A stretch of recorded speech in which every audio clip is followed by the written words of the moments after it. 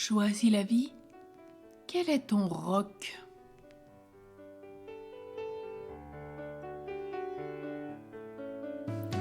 Jésus, mon roc, tu es là pour moi.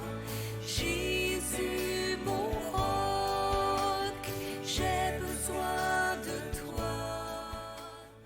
Enracine-moi. Jésus a parlé de la maison bâtie sur le roc.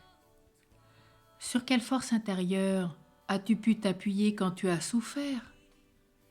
Lors d'un deuil, d'un abandon, de toute séparation et de bien d'autres choses?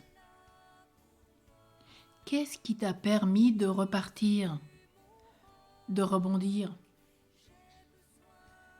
Quel est ton roc? Le Christ? Fais-tu partie de ces personnes qui, au fur et à mesure des épreuves, développent une solidité de plus en plus forte? As-tu édifié ta demeure sur le roc? T'effondres-tu au moindre obstacle? Ou au contraire, cela a tendance à te doper?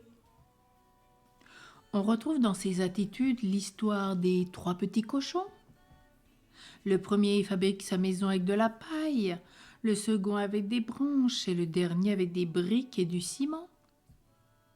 Le loup représente toutes les ruses du malin, mais aussi nos travers, nos défauts et tout ce qui va absorber notre énergie. Où sont tes fondations? Sur quoi repose ton être? Est-ce un désir d'amour inconditionnel? Un équilibre entre l'amour des autres et de soi? Qu'est-ce qui est vraiment résistant en toi? Ton corps physique est debout et peut-être avancé parce que tu as un squelette qui le soutient. Les maisons ont besoin d'une partie qui les porte. Jésus, qui était charpentier, avait un cœur vulnérable, mais était très solide physiquement. Qu'as-tu développé au cours de ton existence de spécifique, d'original, qui te donne de la force face aux événements? Si tu es croyant, tu te dis chrétien. Est-ce que ta maison est vraiment bâtie sur la présence de Dieu? Jésus est-il ton roc, ta citadelle, ta forteresse imprenable? Les valeurs chrétiennes sont-elles bien les charpentes de ta demeure? Les commandements que tu as choisis librement par amour sont-ils ton squelette? Ainsi, celui qui entend les paroles que je dis là et les met en pratique est comparable à un homme prévoyant qui a construit sa maison sur le roc. La pluie est tombée, les torrents ont dévalé, les vents ont soufflé, se sont abattus sur cette maison. La maison ne s'est pas écroulée car elle était fondée sur le roc. Un roc intérieur peut également être la prise de conscience que toutes les situations de la vie concourent au bien.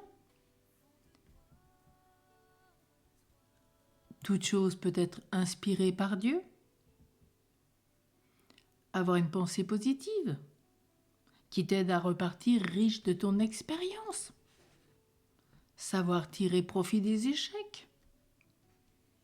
Ton roc aussi peut être une passion, non pas celle qui épuise en excitation et dépression, mais une passion tellement forte que tu te construis à partir d'elle, tellement profonde qu'elle favorise l'émergence de tes dons, de toutes tes qualités, de tous tes talents, de tous tes charismes que le Seigneur a déposés en toi. Alors ce matin, redis-nous sur qui tu as fondé ta vie.